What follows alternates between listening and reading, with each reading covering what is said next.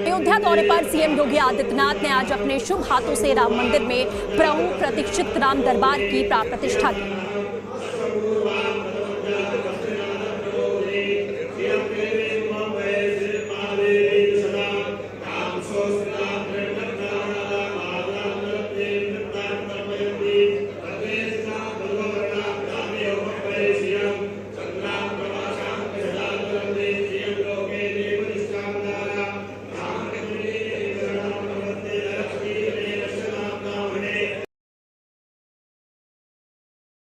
अयोध्या में राम जी की पेड़ी का विस्तार हुआ है। अब सरयू जी में राम जी की पेड़ी का जल यहीं पे सड़ता नहीं है, एक ओर से आता है, दूसरी ओर से बह करके वापस सरयू जी में चला जाता है। आज अयोध्या के पास अपना इंटरनेशनल एयरपोर्ट है। देश और दुनिया से कहीं भी जुड़ने की सामर्थ्य आज अयोध्या धाम रखता है। और अयोध्या के मंदिरों मठों का सुंदरीकरण का कार्य, सूरज कुंड हो या गुप्तार घाट, नया घाट हो या राम जी की पेड़ी, ये एक नए रूप में अयोध्या की ओर दुनिया को आकर्षित करने के लिए मजबूर कर देती है।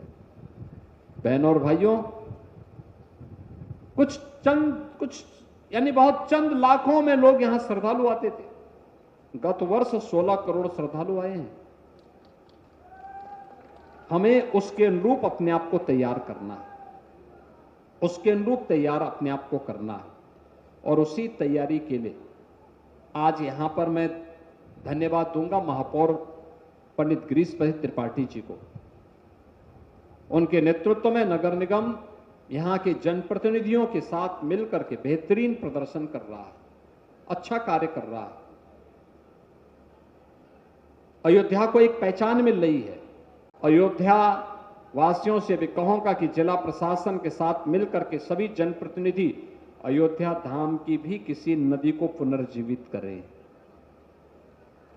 और वृक्षारोपण के बड़े कार्यक्रम को इस बार अयोध्या धाम में भी किए जाने की आवश्यकता है। जैसे अभी पुष्प वाटिका में वृक्षारोपण किया गया, ऐसे गुप्तार घाट से लेकर के नया घाट तक तटबंध के दूसरी ओर, यानी नदी की ओर नहीं, दूसरी ओर हम व्यापक वृक्षारोपण के कार्यक्रम के साथ जुड़ सकते हैं। नई अयोध्या के रूप में जो नई विस्तार हो रहा है अयोध्या का, उस क्षेत्र में हमें वृक्षारोपण के कार्यक्रम के साथ जुड़ना चाहिए।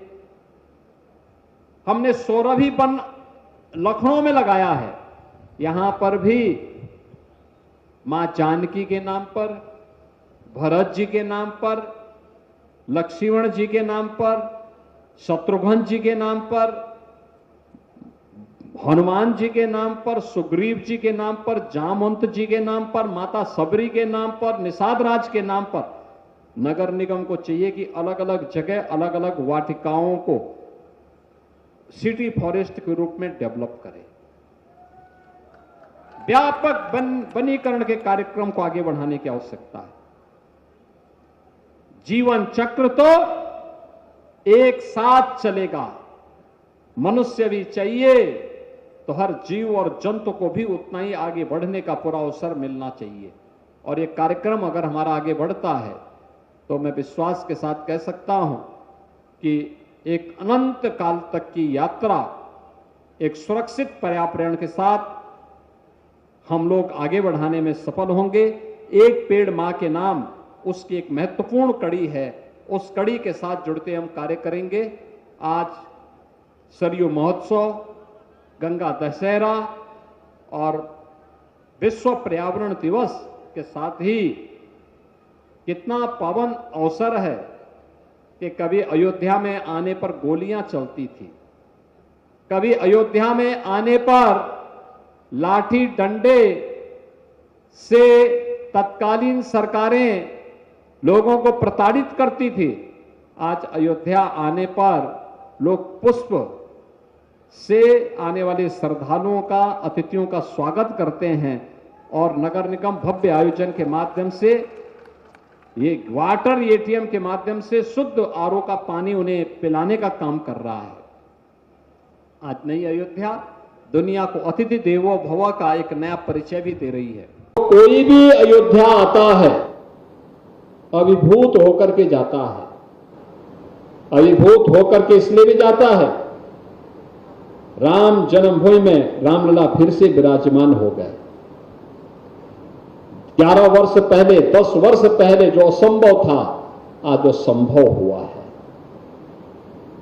अयोध्या की इस वैभव को देख करके लोग अचंभित हैं, आश्चर्यचकित हैं, और अयोध्या वासियों के ही नहीं, संत समाज का ही नहीं, उत्तर प्रदेश वासियों का देश के अंदर और देशवासियों का दुनिया के अंदर लोग स्वागत करते हैं, अभिनंदन करते हैं। अयोध्या धाम के नाम पर उनके चेहरे पर एक नई चमक देखने को मिलती है।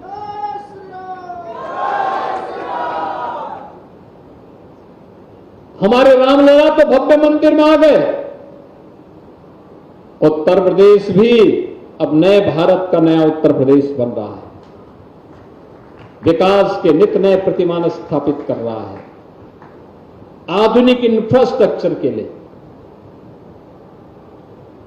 अपराध और अपराधियों के प्रति जीरो टॉलरेंस के लिए, दंगा मुक्त और अपराध मुक्त प्रदेश के लिए,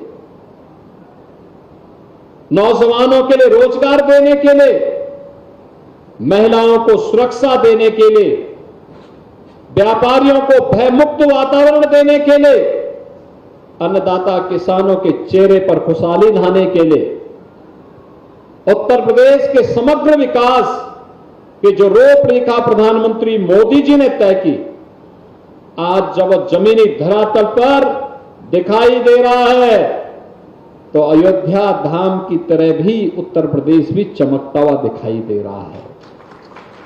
याद करिए, आज से 8 वर्ष पहले दुनिया के अंदर कहीं जाते थे, देश के अंदर कहीं जाते थे, उत्तर प्रदेश के नाम पर लोग नाक भौं सिकोड़ते थे,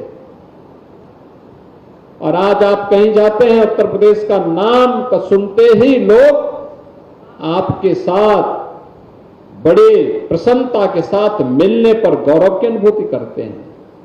ये होता है परिवर्तन।